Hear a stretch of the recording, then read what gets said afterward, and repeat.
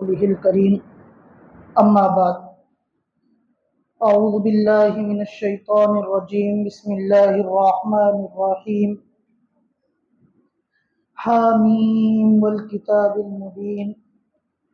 إنا أنزلناه في ليلة مباركة إنا كنا منذرين فيها يفرق كل أمر حكيم صدق الله العلي العظيم۔ معزز سامعین اکرام اور حاضرین مجلس، ابھی میں نے آپ حضرات کے سامنے قرآن مجید کی کچھ آیتیں تلاوت کی ہے، اور ہم سب جو اس مقصد کے لیے یہاں پر جمع ہوئے ہیں تو ان آیتوں کا اس سے کیا تعلق ہے پہلے اس کو بتا دیں۔ سورہ دخان 25ویں پارے کی یہ ابتدائی آیتیں ہیں۔ ان آیتوں میں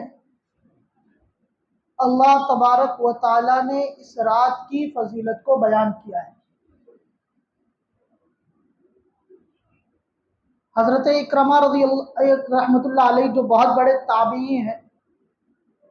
اور تفسیر میں امام مانے جاتے ہیں، اور ان کے ساتھ بعض دوسرے مفسرین نے انا انزلناہ فی لیلۃ مبارکۃ انا کنا منذرین، اس آیت کی تفسیر میں لیلۃ مبارکہ بابرکت رات جو اس میں آیا ہے اس کی تفسیر کرتے ہوئے فرمایا ہے کہ وہ 15ویں شعبان کی رات ہے۔ اس آیت میں اللہ نے فرمایا انا انزلناہ فی لیلۃ مبارکہ، کہ ہم نے اس کو نازل کیا، جس کو قرآن مجید کو فی لیلۃ مبارکہ بابرکت والی رات میں، انا کنا منذرین، بے شک آپ ڈرانے والوں میں ہیں۔ آگے اللہ نے فرمایا فیہا یفرق کل امر حکیم، کہ اس بابرکت رات میں اللہ کیا کام کرتے ہیں، اللہ کے کیا احکامات نازل ہوتے ہیں، تو اللہ نے فرمایا یفرق کل امر حکیم، کہ اللہ اپنے تمام حکمت والے معاملے کو اس میں پھیلا دیتے ہیں، تقسیم کر دیتے ہیں۔ آج کی رات جو ہے شب برات، اس کے بارے میں احادیث مبارکہ کے اندر بھی بہت ساری فضیلتیں وارد ہوئی ہیں۔ اگرچہ آج کل سوشل میڈیا کا زمانہ ہے اور ہم سب ان سوشل میڈیا سے جڑے ہوئے ہیں، اور ہم میں سے کئی لوگوں نے بہت سارے اور بیانات بھی سنے ہوں، اور بعض لوگوں نے یہاں تک کہا ہے کہ اس رات کی کوئی فضیلت نہیں ہے، تو اس کی حقیقت یہ ہے کہ 10 صحابہ کرام رضوان اللہ تعالی علیہم اجمعین سے اس رات کی فضیلت کے لیے احادیث وارد ہوئی ہے۔ اب ان میں کچھ احادیث جو ہیں وہ تھوڑی ضعیف درجے کی ہو جاتی ہے۔ ضعیف کا مطلب یہ ہوتا ہے حدیث میں کہ بیچ میں جو حدیث حضور پاک صلی اللہ علیہ وسلم سے لے کر ہم تک آئی ہے، اس میں کوئی ایک دو راوی بیچ میں نقل کرنے والے ایسے آ جاتے ہیں کہ علماء نے ان کو نہیں مانا ہے کہ وہ حدیث بیان کرنے کے لائق ہو۔ لہذا حضرت مفتی تقی عثمانی صاحب دامت برکاتہم نے اپنی کتاب میں لکھا ہے کہ اگرچہ ان ضعیف حدیثوں کے باوجود 10 صحابہ کرام رضوان اللہ تعالی علیہم اجمعین کی جمعیت اس پر وارد ہے، اور ان 10 صحابہ سے جب یہ حدیثیں نقل کی گئی ہیں تو یہ تمام کے تمام اونچی حدیث کے درجے میں آ جائیں گے، اور اس کی فضیلت جناب نبی کریم صلی اللہ علیہ وسلم سے ثابت مانی جائے گی۔ کیا فضیلت ہے اس رات کی؟ اس رات کے بارے میں احادیث کے اندر موجود ہے کہ اللہ تبارک و تعالی جیسے ہی اس رات کا آغاز ہوتا ہے، مغرب کے بعد اللہ تبارک و تعالی پہلے آسمان پر تشریف لے آتے، اور ایک منادی، ایک اعلان کرنے والا اللہ کی طرف سے پوری رات ایک اعلان کرتا ہے کہ ہے کوئی بخشش کو مانگنے والا کہ میں اس کی بخشش کر دوں، ہے کوئی معافی کا طلبگار کہ میں اس کو معافی دے دوں، ہے کوئی مغفرت چاہنے والا کہ میں اس کی مغفرت کر دوں، ہے کوئی جہنم سے پناہ چاہنے والا کہ میں اس کو جہنم سے آزادی دے دوں۔ اور اللہ تبارک و تعالیٰ کی طرف سے انعامات کے اعلانات ہوتے رہتے ہیں پوری رات میں، اور جو شخص ان اعلانات کو سن کر سمجھ کر اپنے آپ کو اللہ کی عبادت میں مشغول کر لیتا ہے اور اللہ کی طرف اپنے آپ کو متوجہ کر دیتا ہے تو اللہ اس کی بخشش فرما دیتے ہیں۔ اسی لیے ایک حدیث میں ہے کہ جناب نبی کریم صلی اللہ علیہ وسلم نے ارشاد فرمایا کہ اس رات میں اللہ تبارک و تعالی بنو کلب کے بھیڑیوں کے بال کے برابر لوگوں کی مغفرت فرماتے ہیں۔ اب یہ بہت بڑا قبیلہ ہے جس میں ان کے پاس بھیڑیاں بہت ہوا کرتی تھی، تو ان بھیڑیوں پر جو بال ہے ان بالوں کی گنتی شمار میں نہیں آتی، اللہ اپنے اتنے بندوں کی اس رات میں مغفرت فرماتے ہیں۔ جب یہ حدیث ہے تو یہاں بیٹھ کر ہم ایک بات کو سمجھیں کہ اللہ تبارک و تعالیٰ نے قرآن مجید کے اندر اور جناب نبی کریم صلی اللہ علیہ وسلم نے احادیث مبارکہ کے اندر کھلم کھلا ہم سب کو اس دنیا میں آتے ہی ایک چیز سے آگاہ کر دیا ہے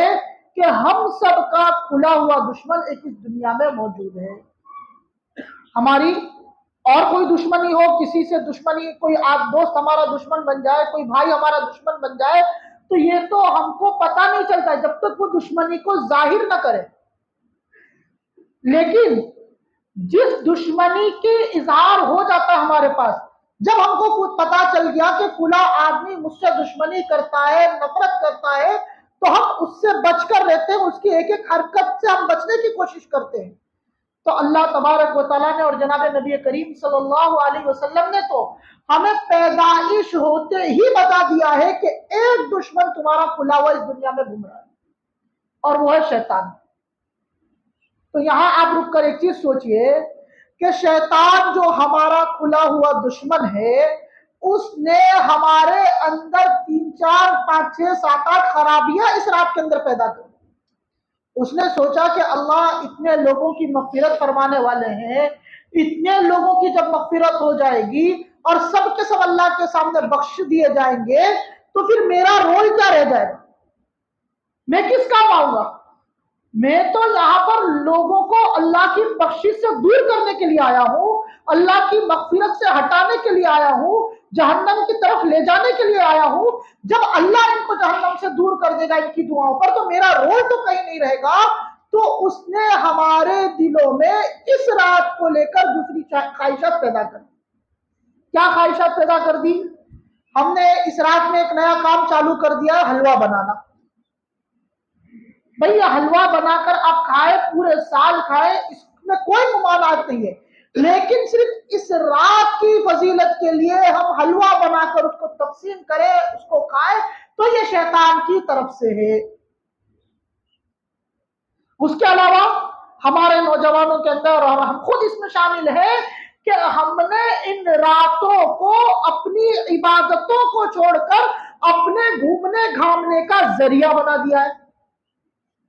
ہم نے آج کی رات کو یہ سمجھ لیا ہے کہ آج کی رات ہمارے لیے آزادی کی رات ہے۔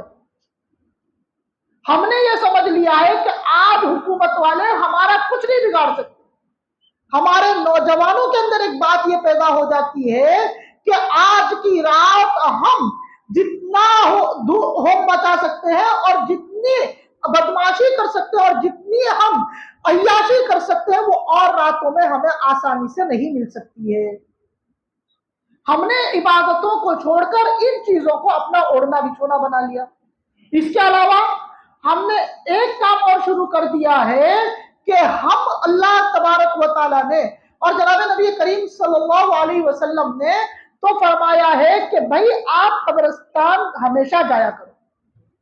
بار بار قبرستان کی زیارت کریں۔ کیوں؟ اس لیے کہ وہاں جانے سے موت کی فکر پیدا ہوگی، آخرت کی فکر پیدا ہوگی۔ لیکن ہمارے اور آپ کے ماحول میں آج کی رات کو ہم نے قبرستان کے لیے خاص کر دیا ہے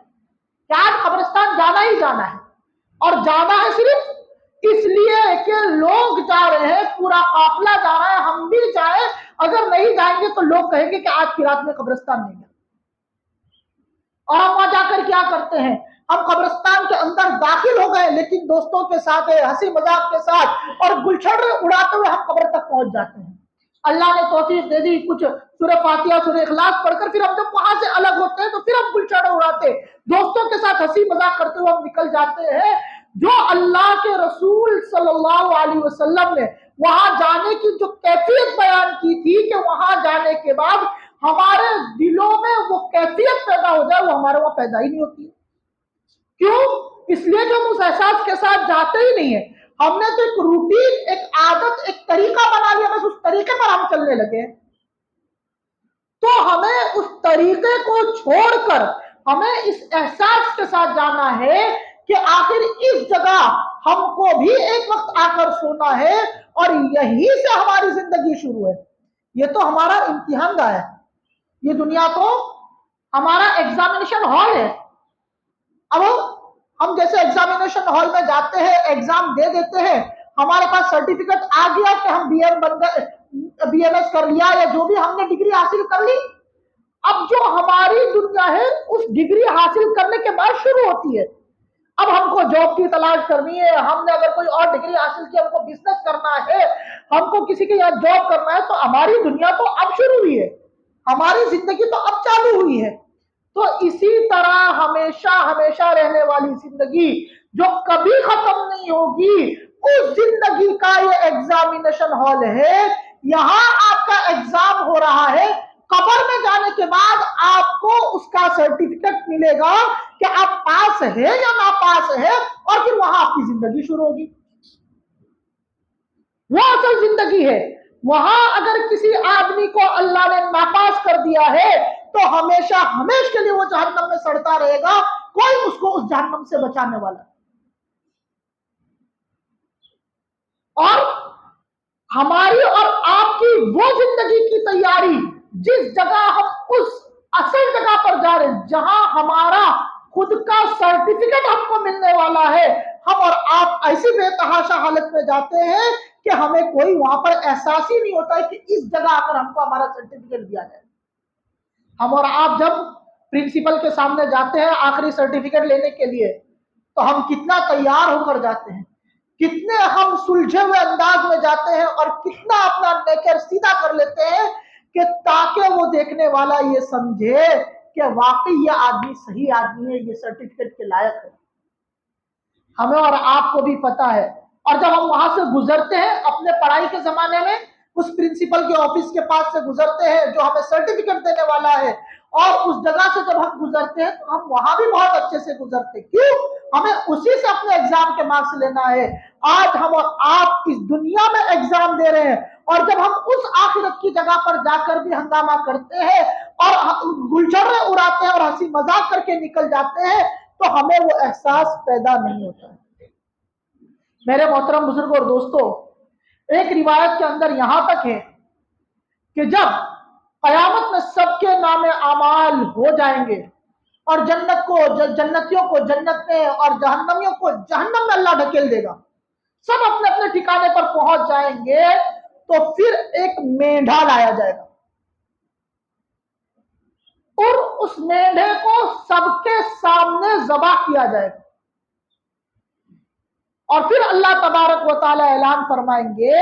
کہ اس مینڈھے کو، یہ مینڈھا جو اب ذبح کیا گیا ہے، یہ موت ہے جس کو مینڈھے کی شکل دی گئی تھی، اور موت کو بھی موت دے دی گئی۔ اللہ تبارک و تعالی سب کے سامنے موت کو بھی موت دلا دیں گے، پھر اس زندگی میں کبھی کسی کو موت نہیں۔ اور اس جہنم کی آگ کا اندازہ اس بات سے لگا لیں کہ حضرت ابو طالب جو جناب نبی کریم صلی اللہ علیہ وسلم کے چچا تھے، اگرچہ وہ ایمان نہیں لائے، لیکن ہر مشکل گھڑی میں آپ کا ساتھ انہوں نے دیا ہے، اور آپ کے ساتھ کھڑے رہے. آپ جب تک حضرت ابو طالب حیات تھے کسی کی ہمت نہیں جیت کے جناب نبی کریم صلی اللہ علیہ وسلم کی طرف آنکھ اٹھا کر دیکھ لے یا آپ کو کچھ کہہ دے. وہ حضرت ابو طالب کے بارے میں آتا ہے روایت کے اندر کہ سب سے ہلکا عذاب جہنم میں ان کو دیا جائے گا. اور وہ کیا ہوگا؟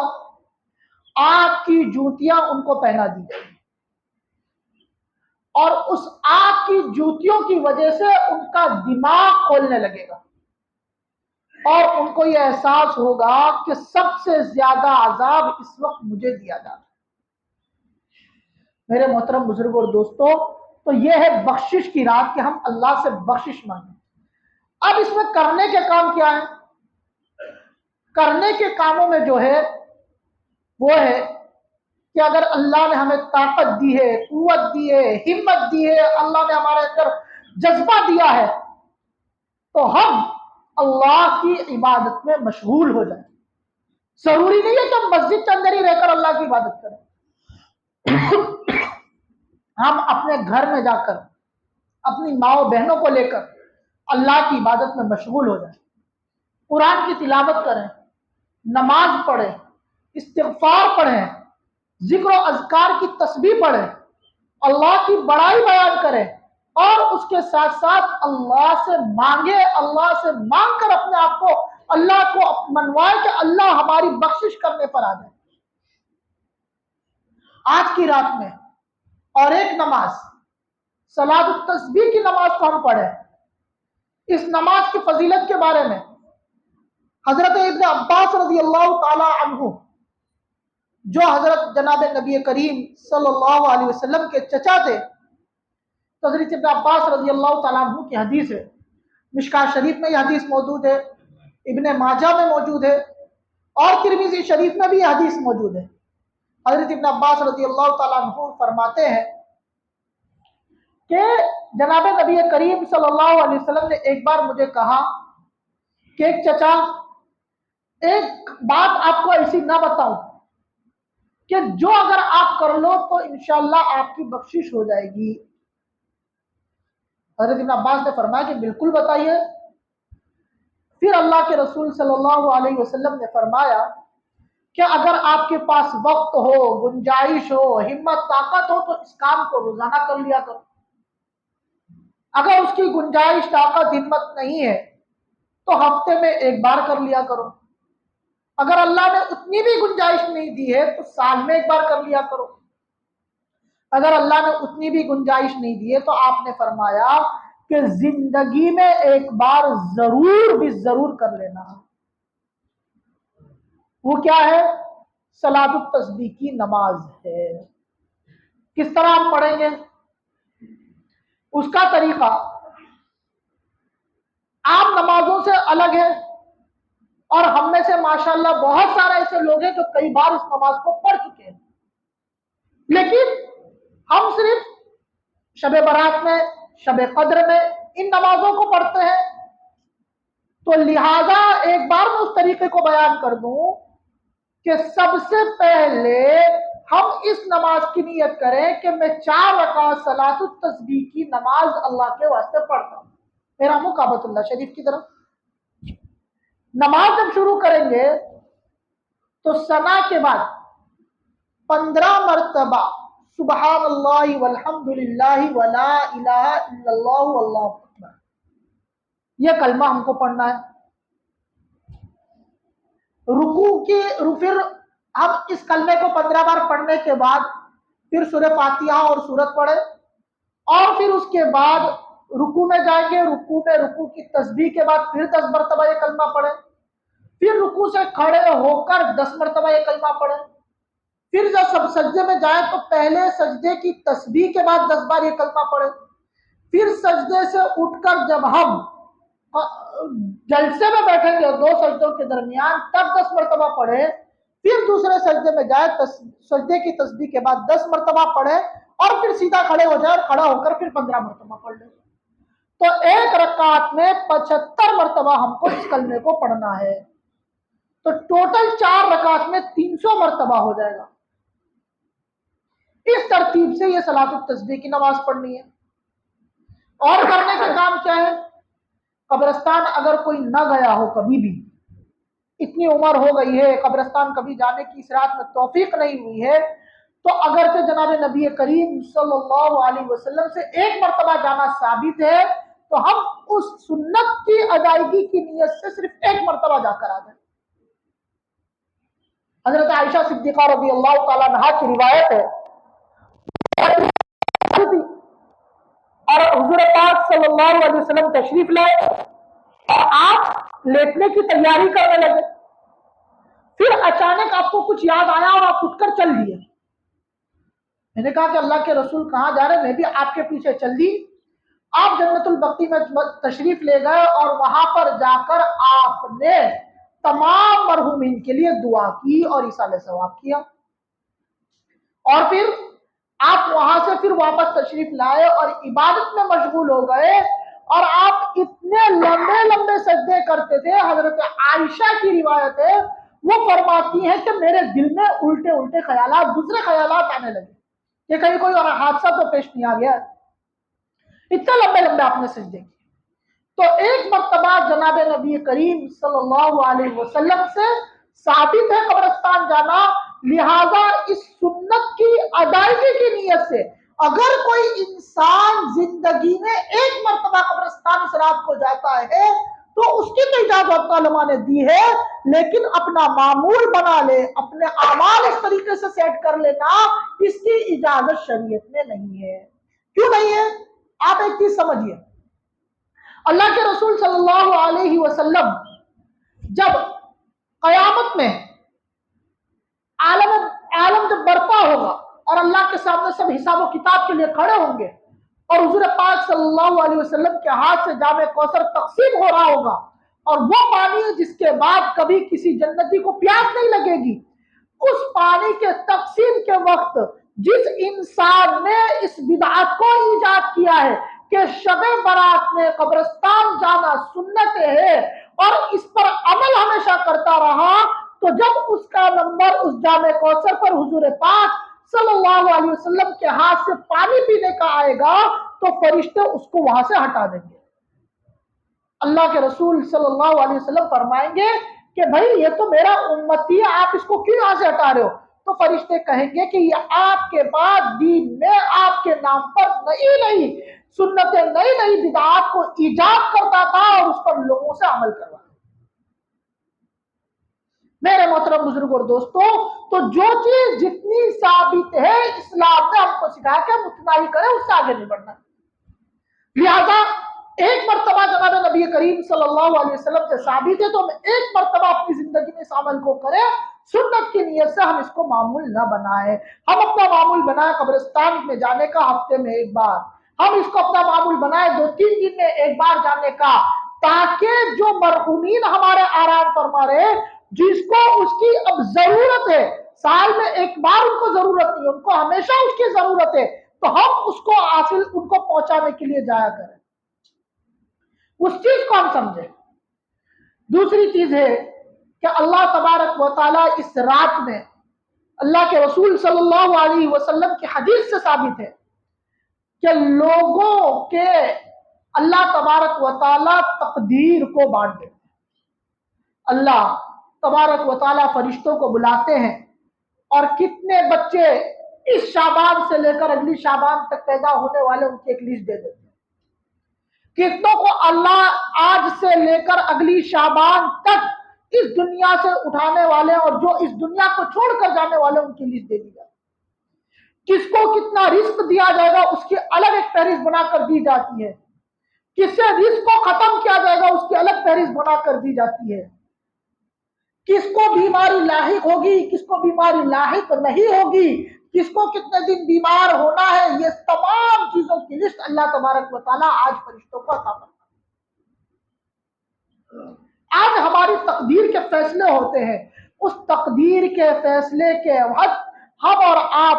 یہ کوشش کریں کہ ہم اس حالت میں اللہ کے سامنے پیش ہو کہ ہمارا گزشتہ سال کا نام اعمال جب اللہ کے سامنے پڑھ کر سنایا جا رہا ہو، جب اللہ کے پاس وہ پیش ہو رہا ہو، تو ہماری حالت یہ ہو کہ ہم یا تو عبادت میں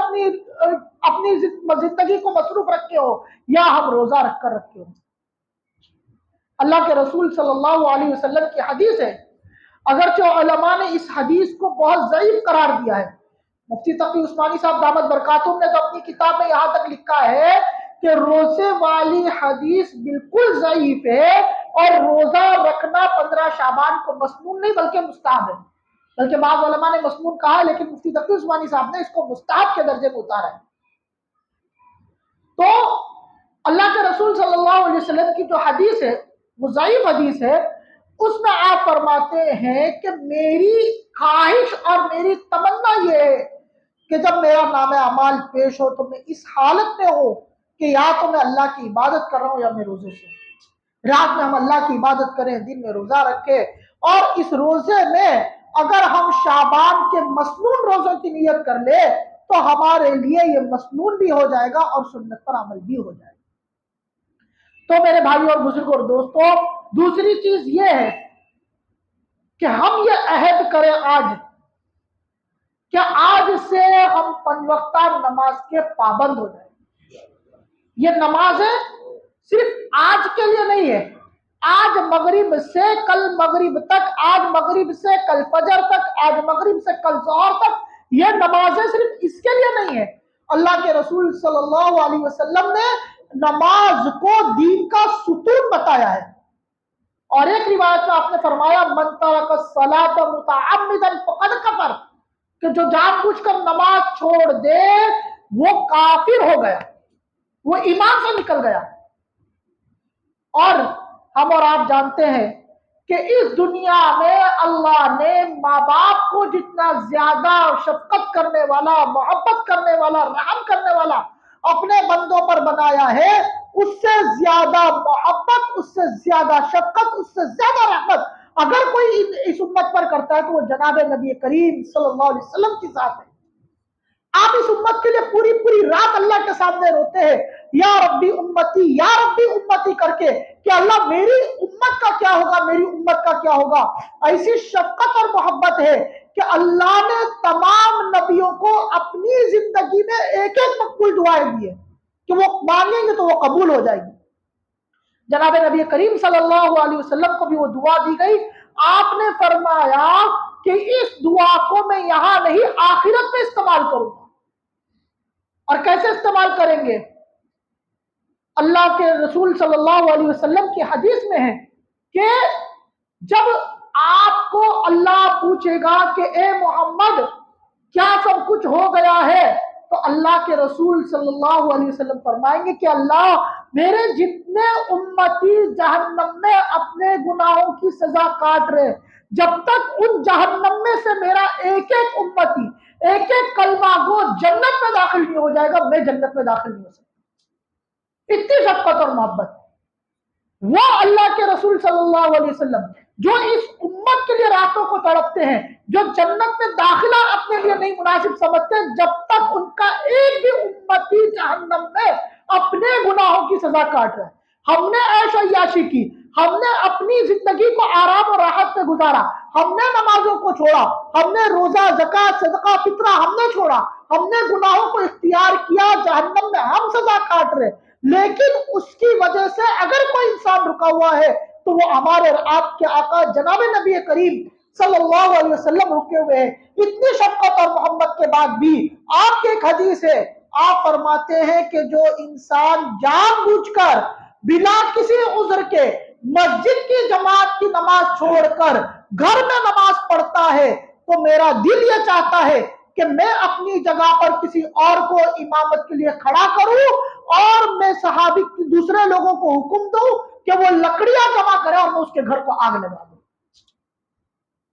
اتنی شفقت اور محبت کے بعد اگر کوئی انسان آپ کے گھر کو آگ لگانا چاہ رہا ہے تو میرے محترم بزرگوں اور دوستوں، یہاں رک کر ہم سوچیں اس بات کو کہ کیا اس مسجد کی جماعت کی فضیلت اور اس نماز کی فضیلت کتنی اہم اور کتنی اعلیٰ ہے۔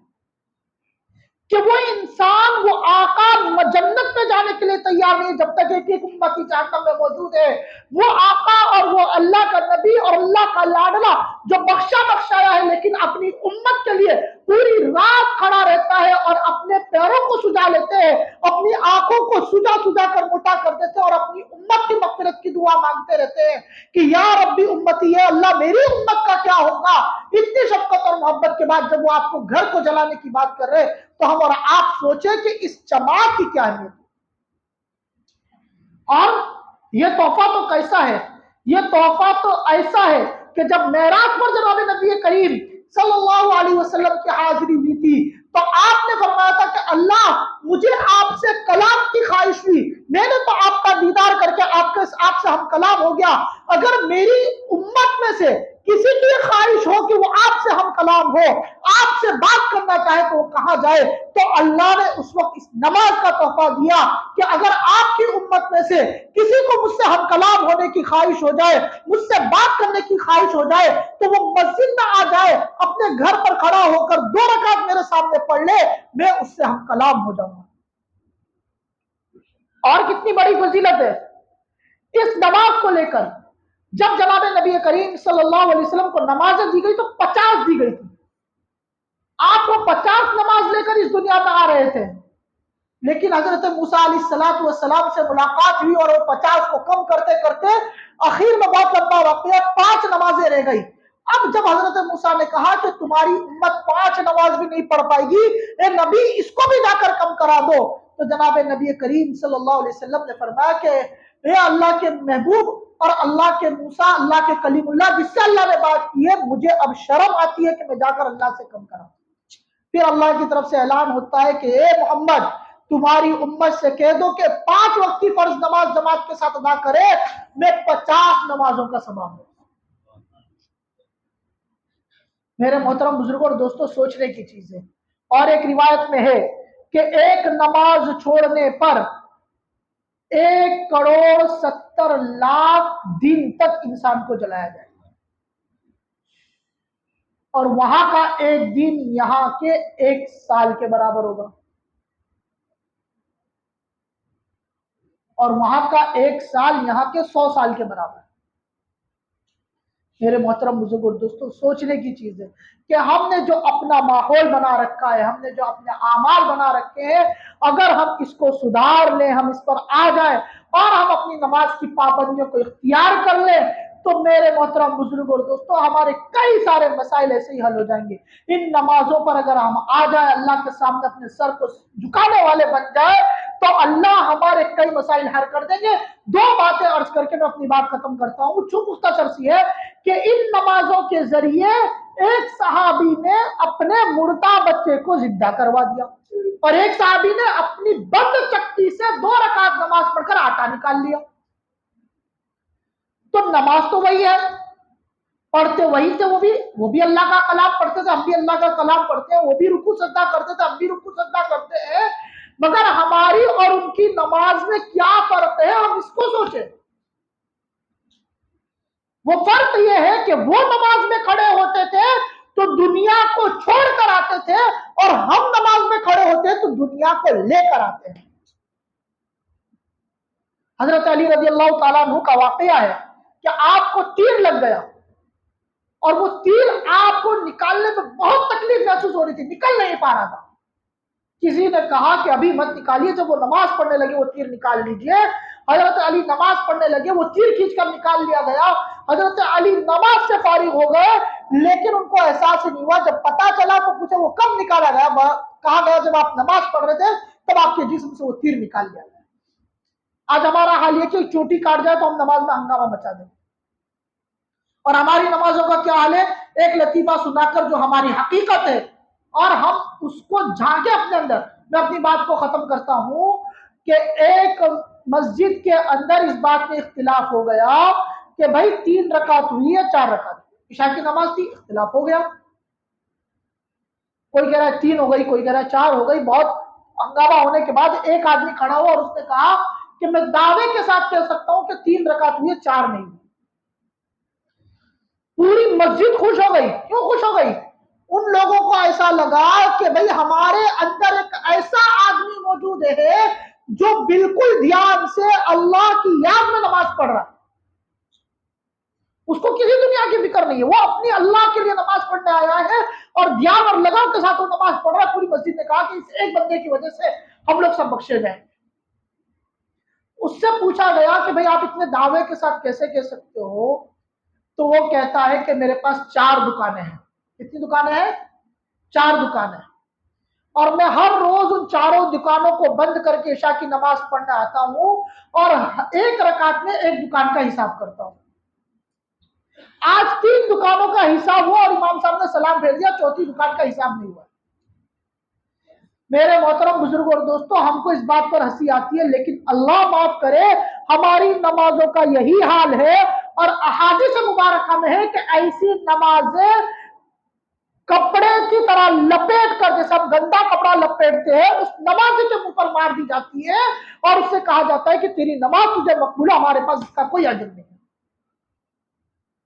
ہم اور آپ سوچیں میرے محترم بزرگ اور دوستوں، وسوسے آ جاتے ہیں، اس کا آنا برا نہیں ہے، لیکن اس وسوسے آنے کے بعد ہم جو اس پر اپنے خیالات کا اظہار کرنے لگتے ہیں، اس نماز کے اندر یہ برا ہے۔ ان وسوسوں کو چھوڑنے کی ضرورت ہے۔ اللہ تبارک و تعالیٰ سے دعا کریں کہ اللہ تبارک و تعالیٰ ہمیں اس رات کی قدردانی کی توفیق عطا فرمائے، ہمیں حقیقت میں جو اس کا اجر اور جو اس کے مستحق ہے اس طرح اس کو ادا کرنے کی توفیق عطا فرمائے، ہمیں حقیقت میں اللہ اپنی بخششوں سے نواز دے، مغفرت ہماری فرما دے، ہم سب کو اللہ جہنم سے آزاد فرما دے اور ہم سب کا جنت میں داخلہ نصیب فرما دے، اور ہم سب کو 5 وقتہ نماز کا پابند بنا دے۔ آخر بات کہتا ہوں کہ ایک وقت میں ایک انگریز دان نے یہ کہا تھا کہ مسلمانوں کے یہاں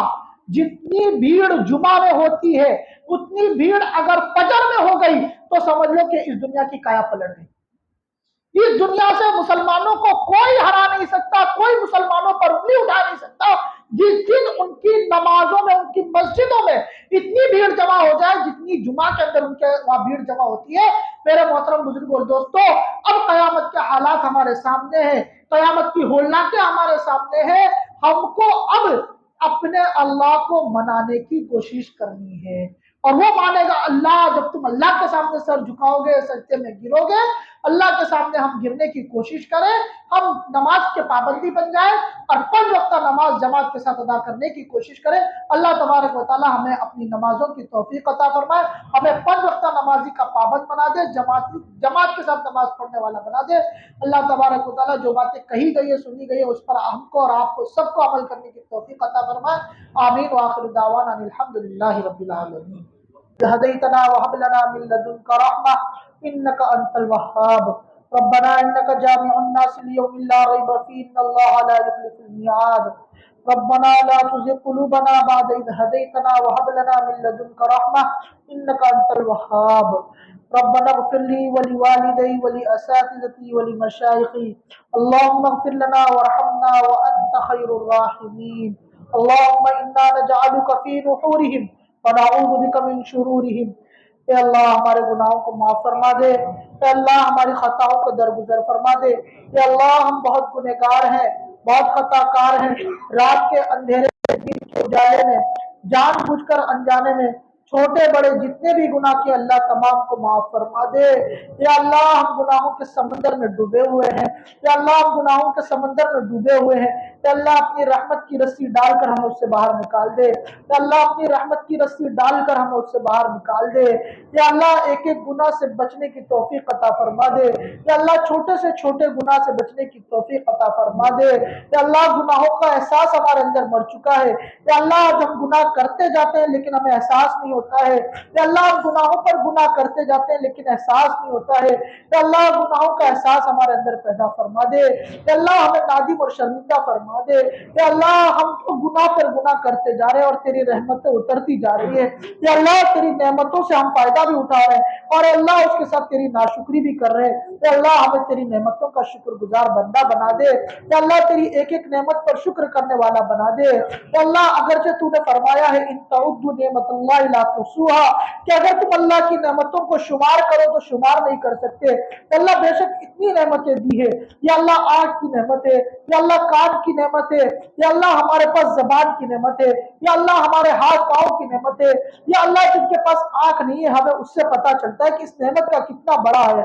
یا اللہ جس کے پاس زبان نہیں ہے جو کھا نہیں سکتے اللہ اس سے پتہ چلتا ہے کہ اس کی کتنی بڑی نعمت ہے، یا اللہ جس کے پاس سونگنے کی طاقت نہیں ہے اللہ اس سے پتہ چلتا ہے کہ یہ کتنی بڑی نعمت ہے، یا اللہ کروڑوں روپیہ لوگ دینے کے لیے تیار ہے لیکن یہ نعمت ان کو نہیں مل رہی ہے، یا اللہ تو نے بلا مانگے ہمارے جسموں میں اتنی نعمتیں دے دی ہے کہ اگر ہم اپنی جسموں کی نعمت کا شکر ادا کرنا چاہے تو نہیں کر سکتے ہیں، یا اللہ تو ہمیں اپنا شکر گزار بندہ بنا دے، یا اللہ تو ہمیں اپنا شکر گزار بندہ بنا دے،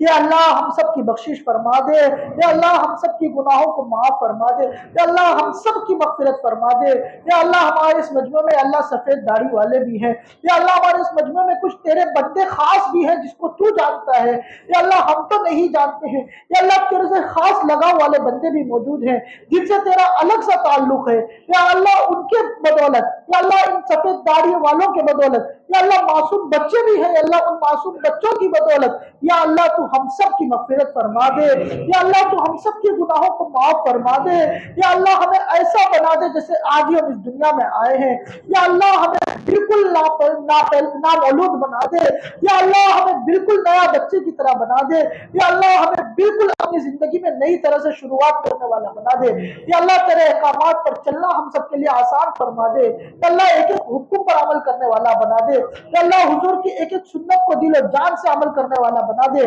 حضور کی ایک ایک سنت کی محبت ہمارے دلوں میں پیدا فرما دے، یا اللہ ایک ایک سنت کی محبت ہمارے دلوں میں پیدا فرما دے، یا اللہ ایک ایک سنت پر عمل کرنا ہم سب کے لیے آسان فرما دے، یا اللہ سنت سے لگاؤ، سنت سے عشق، سنت سے محبت پیدا فرما دے،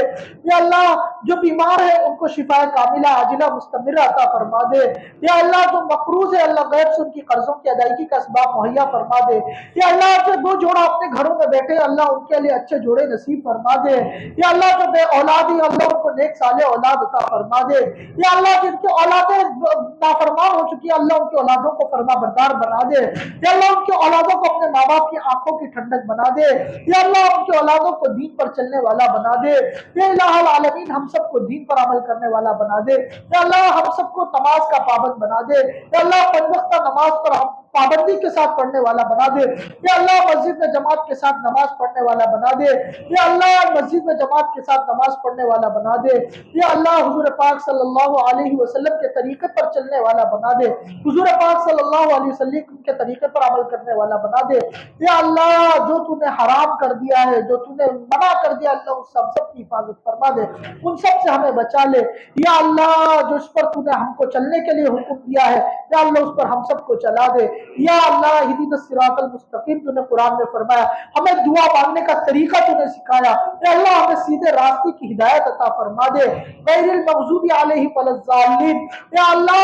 تیرے ناگزیر اور تیرے گمراہ بندوں کے راستے سے ہم سب کی حفاظت فرما دے، یا اللہ شیطان کے مکر و فریب سے ہم سب کی حفاظت فرما دے، یا اللہ شیطان کے دھوکے سے ہم سب کی حفاظت فرما دے، یا اللہ نفس کے دھوکے سے ہم سب کی حفاظت فرما دے، یا اللہ نفس کے مکر و فریب سے ہم سب کی حفاظت فرما دے، اے الہ العالمین، اے الہ العالمین جو اس دنیا سے جا چکے ہیں اللہ ان سب کی قبروں کو نور سے منور فرما دے، یا اللہ ان کی مغفرت فرما دے، یا اللہ ان کو کروٹ کروٹ چین و سکون نصیب فرما دے، یا اللہ ان کی قبروں کو جنت کے باغوں میں سے ایک باغ بنا دے، یا اللہ ان کی قبروں کو جنت کے باغوں میں سے ایک باغ بنا دے، اے الہ العالمین، یا الہ العالمین ہم سب کا خاتمہ بالخیر فرما دے، یا اللہ ہم سب کا خاتمہ بالخیر فرما دے، یا اللہ برے خاتمے سے ہم سب کی حفاظت فرما دے، یا اللہ کلمے والی موت نصیب فرما، یا اللہ اس حال سے اس دنیا میں اٹھا کے تو ہم سے راضی ہو، یا اللہ اس حال میں اس دنیا سے اٹھا کے تو ہم سے راضی ہو، یا اللہ اس حال میں اس دنیا سے اٹھا کے زبان پر کلمہ طیبہ جاری ہو، یا اللہ شہادت والی موت نصیب فرما دے،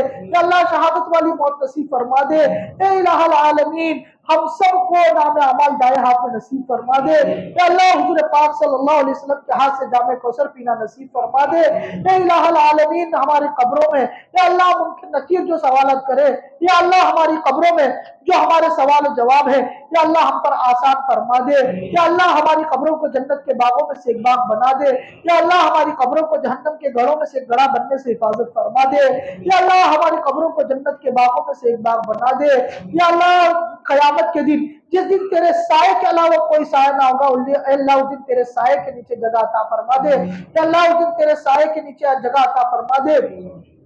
یا اللہ ہم سب کو اپنے والدین کا فرما بردار بنا دے، یا اللہ ہم سب کو اپنے والدین کا فرما بردار بنا دے، یا اللہ تیری محبت عطا فرما دے، یا اللہ تیرے سے سچا پکا عشق عطا فرما دے، یا اللہ نبی کا سچا پکا عشق عطا فرما دے، یا اللہ